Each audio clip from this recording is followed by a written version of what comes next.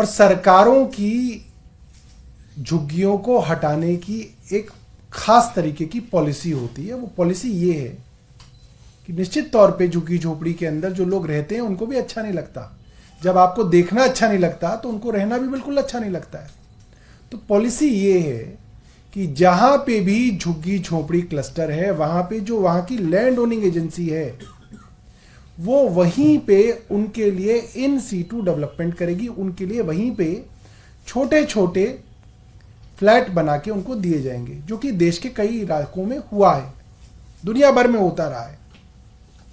Policy क्या है? अगर सेंट्रल गवर्नमेंट की कोई जमीन है, केंद्र सरकार की कोई जमीन है, मान लीजिए एएसआई की जमीन है, रेलवे की जमीन है, डीडीए की जमीन है, एलएनडीओ की जमीन है, तो उसके अंदर जो झुग्गी झोपड़ी क्लस्टर में लोग रह रहे हैं उनको रिहेबिलिटेट करने की, पुनर्वास करने की जिम्मेदारी डीडीए की है, केंद्र सरकार की है। अगर दिल्ली सरकार की जमीन है तो उसमें पुनर्वास करने की जिम्मेदारी डूसिब की है, दिल्ली सरकार की है। पिछले 1.5-2 साल में अगर आप देखें कि कौन सी झुग्गी झोपड़ियां तोड़ी जा रही हैं, तो ज्यादातर झुग्गी झोपड़ियां केंद्र सरकार की जमीनों पर बसे हुए लोगों को उजाड़ा जा रहा है, भरी सर्दी में उजाड़ा जा रहा है।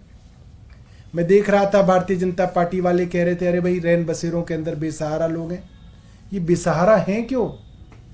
क्योंकि आपने पिछले कुछ सालों में लाखों लोगों को बेघर कर दिया। अप्रैल 2023 के अंदर सुप्रीम कोर्ट को केंद्र सरकार को कहना पड़ा कि कुछ तो रहम करो, इन झुग्गी वालों को पहले रिहेबिलिटेट करो।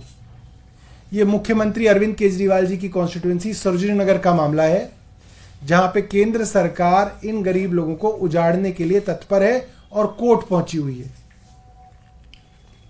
Supreme court urges DDA to consider the plight of Sarojini Nagar jhuggi dwellers. उसके बाद सुप्रीम कोर्ट ने उसी मामले में दोबारा क्या कहा? Deal with people humanely. Supreme court stops demolition of 200 Sarojini Nagar jhuggi झोपड़ीज। सवाल यह आता है कि केंद्र सरकार गैर कानूनी काम कर कैसे सकती है जब आप इतनी बड़ी बड़ी बातें कहते हैं और देश का कानून है, सिर्फ आपका वादा नहीं है, देश का कानून है कि आप जब तक उनको पुनर्वास नहीं करेंगे आप उनको नहीं उजाड़ सकते। आप इस तरह से उजाड़ रहे हैं। इसके बाद में एक और दिखाता हूं। धौला कुआं पे G20 से पहले ऐसा लगा कि बड़े बड़े लोग आएंगे, धौला कुआं की झुग्गियां तो बड़ी परेशान कर रही हैं।